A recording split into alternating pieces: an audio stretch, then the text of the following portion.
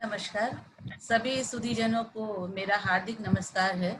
और सबसे पहले मैं सतीश जी का और प्रभु जी का, मधु जी का साधुवाद उन्हें देती हूँ, उन्हें साधुवाद ज्ञापित करती हूँ कि उन्होंने अपने अपने प्रसंगों पर बहुत सुंदर प्रस्तुति की है। मैं वह में उन सबसे छोटी हूँ और फिर भी अपनी प्रस्तुति आप लोगों के सामने रखने का एक प्रयास कर रही हूँ। और रामलला नहशू पर हम बात करेंगे आज। जैसा कि हम जानते हैं कि भारतीय संस्कृति लोक मंगल की संस्कृति है और गोस्वामी तुलसीदास लोक मंगल के कवि हैं। भारतीय काव्य शास्त्र हमारा यश, कीर्ति और धन की प्राप्ति के साथ ही लोक कल्याण को भी काव्य की रचना के उद्देश्य के रूप में स्वीकार करता है। रामचरितमानस जहाँ गोस्वामी तुलसीदास को हिंदी साहित्य जगत में महाकवि के रूप में प्रतिष्ठापित करती है, वहीं उनकी रचना रामलला नहशु उनको राम के अनन्य भक्त के रूप में स्थापित करती है। गोस्वामी तुलसीदास ने लोक मंगल की कामना से जहां रामचरितमानस के प्रत्येक पात्र को उसकी मर्यादा और कर्तव्य बोध के शिखर तक पहुंचाया है, वहीं रामलला नहशु जैसी लोक रंजक रचना के द्वारा जन सामान्य के माध्यम से भी रामलला के गुणगान एवं राम की छवि को उनके चित्त में सदा सदा के लिए स्थापित करने का महनीय कार्य किया है। आकार में छोटी होने पर भी यह रचना हमें कवि के मन में के उस कोमल कोने की तरफ ले चलती है जहां वे अपने आराध्य को नहछू जैसे छोटे से प्रसंग के द्वारा लोक से चिरकाल तक जोड़ने का कार्य करते हैं। साहित्य में हम जानते हैं कि साहित्य की अनेक विधाओं में लोक साहित्य भी एक विधा है और इस विधा में लोकगीत, लोक कथा, लोक कहानी आदि परिगणित किए जाते हैं। इनमें से लोकगीत जो है वो स्त्री समाज द्वारा बहुत सहजता से अपनाया जाने वाला लोक साहित्य है।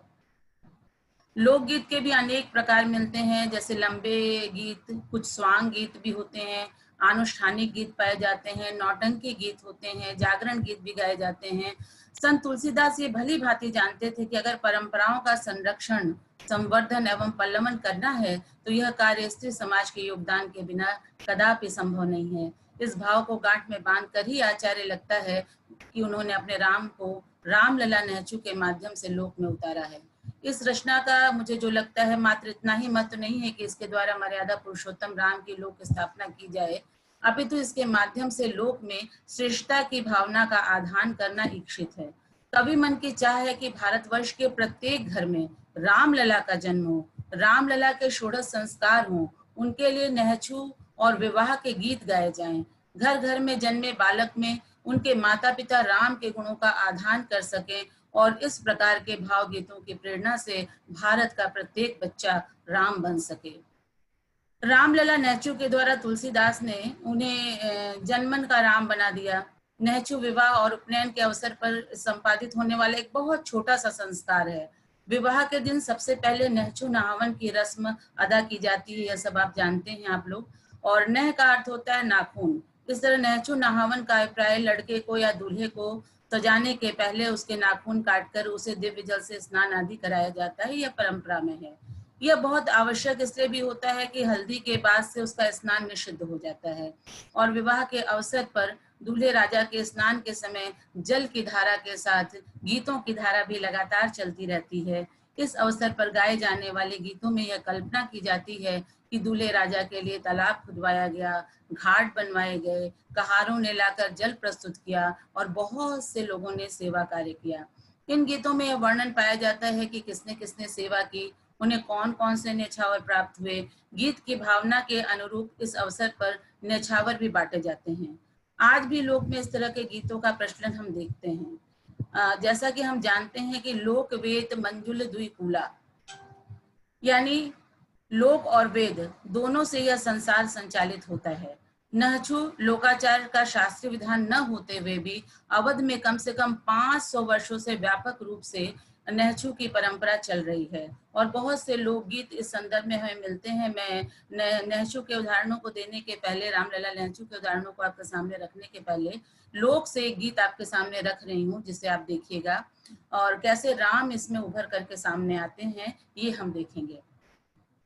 के आई पोखरा खनवेला, घाट बनवावेला हो, के कर भरेला कहार, त राम जी नहावन हो। उत्तर मिलता है, दशरथ पोखरा खनावैले, घाट बनवावैले हो, रानी कौशल्या के भरेला कहारत, राम नहवावन हो। अगली बात देखिएगा, के देला अंगूठी मुनरिया, त भरी भरी हाथ, के देला रतना मूलत, भरी भरी हाथ। उत्तर मिलता है, माई देली अंगूठी मुनरिया, त भरी भरी हाथ, बाबा देले रतना मूलत, भरी भरी हाथ। इस तरह के जो लोकगीत हैं, इनमें राम कथा सहस्त्रमुखी धाराओं में प्रवाहित होती हुई हमें समाज में दिखलाई पड़ती है। गोस्वामी तुलसीदास की काव्य प्रतिभा ने नहचू लोकाचार का अत्यंत सजीव वर्णन किया है रामलला नहचू में। रामलला नहचू का आरंभ भारतीय परंपरा में प्रथम पूज्य गणपति और गौरी की आराधना के द्वारा विष्णु की विघ्नों के नाश की कामना के साथ होता है। ये एक छोटी सी रचना है जिसमें केवल 20 पद्य हैं, लेकिन इसका भाव बहुत महत्वपूर्ण है। और मैं गौरी और गणेश से जुड़ा हुआ जो पहला ही उसका आरंभिक पद्य है वो आपके सामने रख रही हूँ। आदि शारदा गणपति गौरी मनाई हो, राम लला कर नहचू गाये सुनाई हो, जेहि गाये सिद्धि होए, परम निधि पायई हो, कोटि जनक कर पातक दूर हो जायई हो। संतान के जन्म के साथ ही माता पिता उसके उज्जवल भविष्य की कामना आरंभ कर देते हैं, वहीं उसके गृहस्थ जीवन में भी प्रवेश की वो प्रतीक्षा करते हैं। संतान के गृहस्थ जीवन का आरंभ माता पिता के लिए अपने वंशोन्नयन के सम्यक निर्वाह का सूचक होता है। मंडप में बैठने के लिए तैयार होते अपने पुत्र को देखकर माँ का हृदय आह्लाद से गूंज उठाता है। इस अवसर पर सहज ही घर की स्त्री में कौशल्या और पुत्र में राम की छवि आकार लेने लगती है। सामान्य जन के इसी हर्षित भाव की डोर थाम करके तुलसीदास जी ने रामलला नहचू की रचना की। इस दृष्टि से इस रचना के पद्य बहुत महत्वपूर्ण है, क्योंकि उसमें छुपे दशरथ और कौशल्या के मनोभावों से प्रत्येक माता पिता के मनोत्सव का आभास सहज ही हमें तुलसीदास जी कराते हैं। कोटिन बाजन बाजही दशरथ के गृह हो, कोटिन बाजन बाजही दशरथ के गृह हो, देवलोक सब देखहि आनंद अति होई हो। नगर सुहावन लागत, नगर सुहावन लागत बरनी न जाते हो, कौशल्या के हर्ष न हृदय समाते हो। आले ही बांस के मांडव मणिगण पूरन हो, मोतनी झालर लागी चहु दिसि झूलन हो। गंगा जल कर कलश तो तुरत मंगाई हो, जुवतनि मंगल गाई राम नहवावन हो। ये पंक्तियां राम के नहचू उत्सव की भव्यता की ओर संकेत करती हैं। तुलसीदास जी कहते हैं कि राजा दशरथ के आंगन में कच्चे बांस का मंडप छाया गया है, मणियों और मोतियों की झालर सजी है, चारों ओर कनक स्तंभ हैं, जिनके मध्य राज सिंहासन है। गजमुक्ता हीरे और मणियों से चौक पूरा गया है, भवन चतुर्दिक सजा हुआ है। युवतियां मंगल गीत गा रही हैं और गंगा के पवित्र जल से रामचंद्र जी को स्नान कराया जा रहा है। ऐसे अद्भुत दृश्य का अंकन करते समय तुलसीदास मानो हर माँ की कोख का उत्सव मनाते हुए दिखलाई पड़ते हैं। अपनी इस रचना में लोक में प्रचलित शुभ और अशुभ लक्षणों का भी आचार्य ने खूब ध्यान रखा है, और सामुद्रिक लक्षणों में शुभ और अशुभ के प्रसंग में किसी शुभ कार्य के समय जाते समय भारतीय समाज में दधि दर्शन को अत्यंत महत्वपूर्ण माना जाता है। और जब कोई व्यक्ति किसी शुभ कार्य से जा रहा होता है तो हम उससे कहते हैं कि दही मछली लेकर आना। निश्चित रूप से श्री राम के नहचू में किसी विघ्न के उपस्थित होने की कोई संभावना नहीं है, पर जो अपनों का हृदय होता है, जो आत्मीय जनों का हृदय होता है, वह शुभता के अतिशय संवेग से भरा हुआ होता है। शुभता की कामना से भरा यह संवेग हमें आचार्य की रचना में देखने को मिलता है। वे कहते हैं, अहिरिन हाथ दहेड़ी, अहिरिन हाथ दहेड़ी, सगुन ले आवई हो, पुनरत जोबन देख नृपति मन भावई हो, रूप सलोनी तंबोलिन बीरा हाथई हो, जाकी और बिलो की मन ही साथ ही हो। दर्जनी गोरे गात लिए कर जोरा हो, केसरी परम लगाए सुगंध बोरा हो। मोचनी बदन सकोचनी हीरा मांगन हो। देखिए ध्यान दीजिएगा शब्दों पर। मोचनी बदन सकोचनी हीरा मांगन हो, पनही लिए कर शोभित सुंदर आंगन हो। बतिया के सुधरी मलिनिया सुंदर गात ही हो, कनक रतन मणि मौरा लिए मुस्कात ही हो। नहचु संस्कार के अवसर पर तुलसीदास जी कह रहे हैं कि सुंदर सजे हुए मंडप में शुभ की कामना से अहिरिन जो है वो हाथ में दही की हांडी लिए हुए खड़ी हुई है। पान का बीड़ा हाथ में लेकर के तंबोलिन उपस्थित है। स्नानोपरांत पहने जाने वस्त्रों को लेकर के दर्जिन भी उपस्थित हो गई है। हीरे और मणियों से सजी हुई सभा में अत्यंत संकोच का अनुभव करने वाली मोचिन भी संकुचित भाव के साथ ही सही वह भी वहां उपस्थित है और पन्हे लेकर नेक पाने की लालसा में उत्सव में खड़ी हुई है। उत्सवों में मालिन की महत्वपूर्ण भूमिका को भी आचार्य वन में ध्यान में रखा है। सभा में सोने और मणियों से सजा हुआ मोर लेकर के मालिन भी उपस्थित हो गई है और कौशल्या की ज्येष्ठा उससे कहती हैं कि जाओ सिंहासन पर बैठ रामलला का नहचू करा लो। माँ का आंचल जीवन की हर विपदाओं से अपने संतान की रक्षा करता है। इस भाव को मूल में समेटे हुए तुलसीदास रामलला नहचू में माँ कौशल्या की गोद में राम को बैठाते हैं और कौशल्या का आंचल राम के सर पर आते ही सब अमंगलों से मानो उन्हें रक्षित कर लेता है।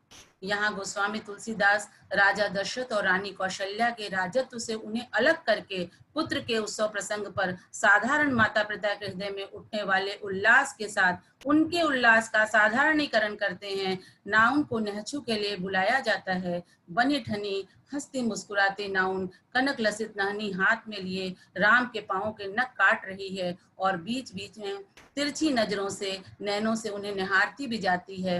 नहचू संस्कार का आरंभ होते ही उपस्थित युवतियां गाली गाना शुरू कर देती हैं और परिहास करते हुए कौशल्या और सुमित्रा को छेड़ते हुए तुलसीदास जी के शब्दों में कहती हैं, काहे राम जीव सावर, काहे राम जीव सावर लक्ष्मण गोर हो, कि दहु रानी कौशलही परिगा भोर हो। राम अहि दशरथ के लक्ष्मण आनी के हो, भरत शत्रुघ्न भई श्री राम रघुनाथ कहो। इस प्रसंग में स्त्रियों के गीत के माध्यम से परस्पर परिहास को सुनकर रामचंद्र जी की मनोस्थिति और असहजता का लावण्यमय चित्रण तुलसीदास जी करते हैं और कहते हैं, गावहीं सब रनिवास देहि प्रभु गारी हो, राम लला सकु चाही देख महतारी हो। यहाँ रामलला के संकोच भाव के चित्रण रामचंद्र के द्वारा लोकाचार की स्वीकृति की ओर संकेत करते हैं। गाली गाए जाने पर भी वो क्रोध प्रदर्शित नहीं करते हैं, अपितु संकोच और लज्जा से भरी मुस्कान उनके चेहरे पर आ जाती है। इस प्रसंग के वर्णन द्वारा तुलसीदास इस बात की ओर ध्यान आकृष्ट करते हैं कि राजा हो या रंक, लोकाचार, लोक परंपरा और संस्कार का नियम सभी के लिए समान है। लोकाचार के अवसर पर नेक पाने का अपना अलग ही आनंद होता है। नेक पाने वाला अधिकार पूर्ण ढंग से अधिक नेक पाने की आकांक्षा रखता है। राजा दशरथ के ज्येष्ठ पुत्र के लिए सजी इस सभा में प्रचुर उपहार बांटे गए। भारतीय समाज में उत्सवों की सार्थकता तो लोक संतुष्टि से मानी जाती है। उत्सव में आने वाले नातेदार, रिश्तेदार, सेवक, दान और न्यौछावर पाने के हकदार लोग जितने खुश होकर जाते हैं, आयोजन को उतना ही सफल माना जाता है। रामलला के नाचू की सार्थकता तो तुलसीदास जी की इन पंक्तियों में स्वतः सिद्ध हो जाती है। वे कहते हैं, भई निछावरी बहुविधि जो जस लायक हो, भई निछावरी बहुविधि जो जिस लायक हो, तुलसीदास बलि जाऊं देखी रघुनायक हो। राजन दीने हाथी, राजन दीने हाथी रानने हार हो, भरिगे रतन पधारत सूप हजार हो। भरी गाड़ी निछावरी नाव ले आवई हो, परिजन करही निहाल असीसत आवही हो। परिजन भय निहाल असीस ही आवती हो। रामलला नहचू एक बहुत बृहत काय ग्रंथ नहीं है, एक लघु काय ग्रंथ है, लेकिन यह एक प्रश्न जो कि समाज में है और समाज में लोग कहते हैं कि हो सकता है कि ये तुलसीदास जी की रचना न हो, और इतना बड़ा रामचरितमानस का की रचना करने के बाद उन्होंने इसकी रचना क्यों कर की। लेकिन ऐसा नहीं कहा जा सकता। इस संदर्भ में हमें यह ध्यान रखना चाहिए कि रामचरितमानस में तुलसी के जो राम हैं वो सच्चिदानंद ब्रह्म हैं, जबकि रामलला नेहचू के जो राम हैं वह जन्मन के राम हैं। रामचरितमानस के भाव साम्राज्य में पैठ बनाने के लिए व्यक्ति का ज्ञान सोपान पर चढ़ना आवश्यक है, जबकि रामलला नेहचू के राम सामान्य जन से तादात्म्य स्थापित करने के लिए अहीरिन, लोहारिन, मालिन, मोचिन और नाउन जैसे समाज के सेवा कार्यों में लगे अत्यंत सामान्य जन से एकाकार होते हैं। इस रचना के माध्यम से तुलसीदास जी ने समाज में छोटे छोटे सेवा कार्य करने में लगे लोगों की सामाजिक उपयोगिता और सार्थकता को समझाया है। और यह सच है कि आज भी इन लोगों के बिना उत्सव की भव्यता कथमपि संभव नहीं है। अंत में गोस्वामी तुलसीदास जी इस छोटी सी रचना को लोकोत्तर सिद्ध करते हैं। वे कहते हैं कि यह संस्कार गीत मात्र नहीं है, अब तो इसमें राम नाम की चर्चा होने के कारण यह मुक्ति और सिद्धि इन दोनों को देने वाला है। इस भावना से वे अंत में कहते हैं, जो यह नहछु गावई गाय सुनावही हो, जो यह नहछु गावई गाय सुनावही हो, रिद्धि सिद्धि कल्याण मुक्ति नर पावई हो। इसमें किंचित भी संदेह का अवकाश नहीं है कि आचार्य गोस्वामी तुलसीदास जी रामलला नेहचू के माध्यम से राजा राम को एक साधारण पुत्र के रूप में चित्रित कर स्त्री समाज के माध्यम से लोक में राम की पैठ बनाने के साथ ही राम को चिर स्मरणीय और चिर गेय बना गए। आप सबका बहुत बहुत धन्यवाद।